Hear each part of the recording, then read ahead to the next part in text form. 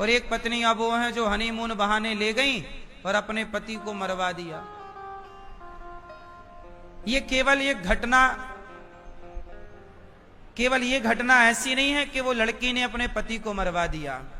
ये कथा ये बताती है कि देखो उस आदमी की क्या गलती थी, उस मर्द की क्या गलती थी। उसने तो बेचारे अपनी पत्नी ने जो कहा कि वहां चलना है तो उसने मना नहीं किया, चलो तुम्हें घुमा के। उसने ही प्लान बनाया कि अपने को वहां घूमने चलना है।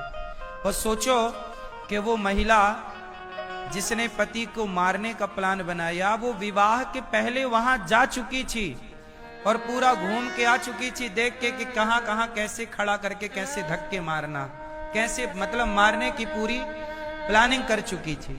और शादी के बाद अपने पति को ले गई। राजा नाम था उसके पति का, राजी नाम है, राजा रघुवंशी। ले गई और वो देखो अब उस पति की क्या गलती थी बेचारे की। पति ने तो भरोसा किया ना भाई, कौन पत्नी अपने पति को, कौन सोच सकता है कि पत्नी मरवा देगी हमें। यदि ये विश्वास समाप्त हो जाए तो पूरी प्रकृति हिल जाएगी। यदि ये विश्वास समाप्त हो जाए तो ये पृथ्वी में भूचाल आ जाएगा। अरे दूसरा कोई मार के चला जाए तो आश्चर्य नहीं, दुश्मन मारे, आतंकवादी मारे तो आश्चर्य नहीं। वो तो मारने ही आए हैं। अभी आतंकवादी आए और जात पूछ के हिंदू हो के नहीं, मार के चले गए। उनसे तो उम्मीद क्या कर सकते थे भाई, वो तो मारने ही आए थे, वो तो आतंकी थे। पर तुम तो अर्धांगिनी थी, साथ जीने मरने की कसम खाई और आपने शादी के महीने भर के भीतर अपने पति को आपने मौत के घाट उतार दिया, केवल इसलिए कि आपको कोई दूसरा लड़का पसंद है। तो जब पसंद ही था तो विवाह उसी से करती, फिर इसे बीच में बर्बाद करने की क्या जरूरत थी। उसकी तो जिंदगी खत्म, बेचारे को मार ही दिया। उसके माँ बाप के साथ क्या गुजर रही होगी, उस आदमी की क्या गलती थी। क्या विश्वास करना इतना बुरा है?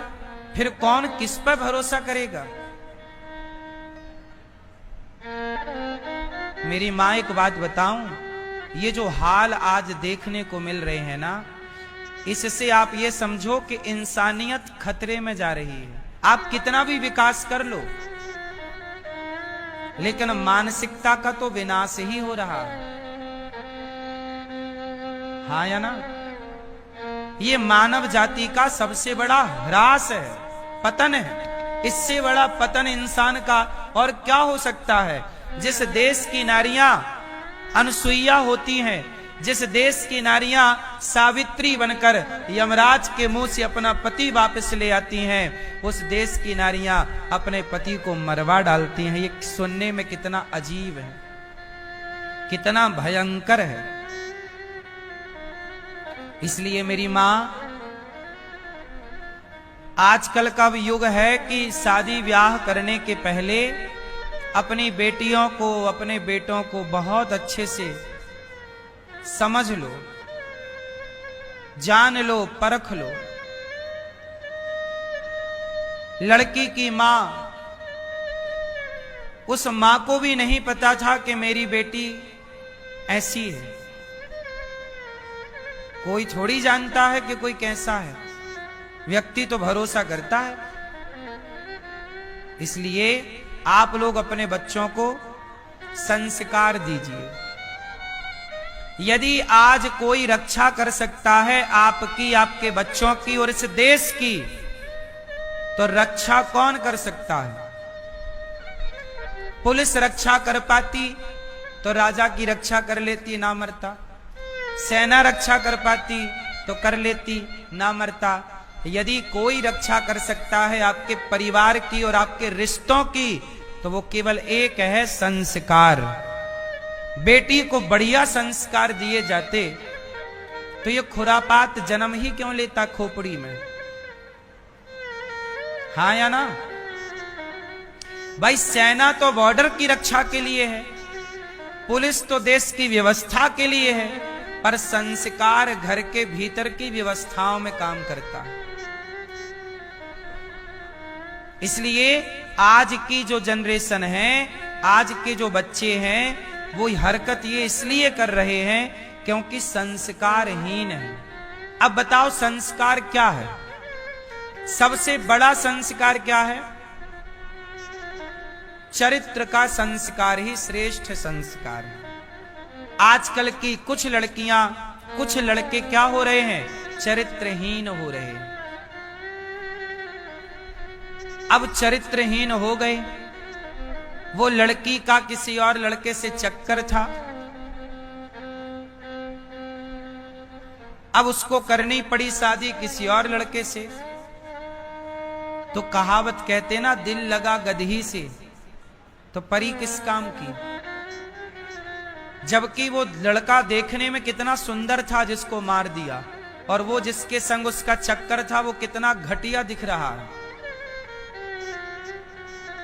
ऐसे ही हाल वो ड्रम वाले केस में भी था कि अपने सुंदर पति को मारकर ड्रम में पैक कर दिया और एक घोचू लाल के संग भाग गई। आजकल ये लड़कियों की पसंद क्या हो रही है? इन्हें घोचू ही पसंद आ रहे हैं।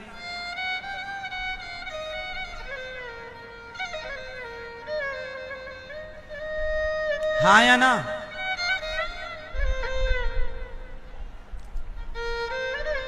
कमी किसकी है बताओ?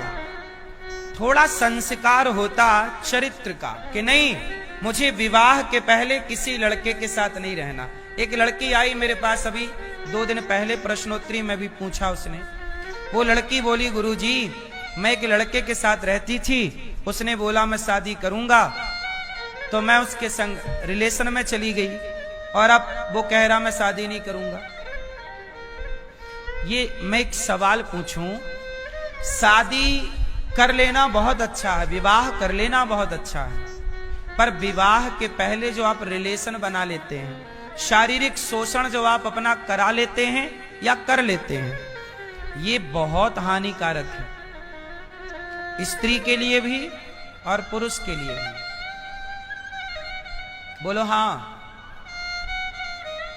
इसलिए कहता हूं कि शादी विवाह के पहले तक तो ब्रह्मचारी ही रहना चाहिए। पहले की यही परंपरा थी। अब आज के लड़के होशियार हैं, शादी हुई नहीं पहले ही उनका मन भटकने लग जाता है और वो अपना शारीरिक पूर्ति करने लग जाते हैं। उन्हें पता नहीं है, लेकिन उसके दुष्परिणाम क्या है।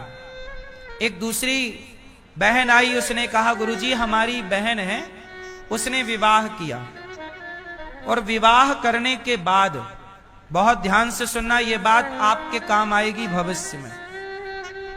एक लड़की ने विवाह किया, विवाह के कुछ दिनों बाद पता चला कि उसके पति को एड्स की बीमारी है, एड्स है। तो डॉक्टरों को दिखाया, भाई ये कैसे हुआ? तब उस डॉक्टर ने बताया कि इस आदमी का बहुत सारी स्त्रियों से चक्कर था, तो ये एड्स हो गया। अब आज के लड़के लड़कियां जो लिव इन में रह रहे हैं, क्या है ये लिव इन ही एक प्रकार का एड्स है। ये लिव इन अपने आप में क्या है? एड्स है। ये अपने आप में एक बीमारी है, ये लिव इन है या नहीं? कोई भी लड़की शादी के पहले पराये पुरुष के बारे में ना सोचे, और कोई भी लड़का ऐसे संस्कार दो आप कि आपकी बेटी विवाह के पहले सोचे ही ना पराये के बारे में, और लड़का भी पराये नारी के बारे में विवाह के पहले सोचे ही ना, तो फिर देखो कोई संबंध, कोई रिश्ता कभी टूट ही नहीं सकता। गलतियां ये हो गई कि आपने अपनी जड़ों को काट दिया। सनातन की जड़ क्या है? बोलो। सनातन की जड़ है चरित्र। राम चरित्र सुनवे को रसिया, राम लखन सीता मन। राम कैसे हैं? चरित्रवान। राम की पूजा होती है, राम की नहीं, राम के चरित्र की पूजा होती है। राम का चरित्र ऐसा है कि राम के आगे कोई स्त्री आती है तो राम उसे माता कह के बुलाते हैं, गलत निगाहों से कभी दृष्टि नहीं डालते। ये राम का चरित्र। माँ बाप ने जो कह दिया स्वीकार कर लिया।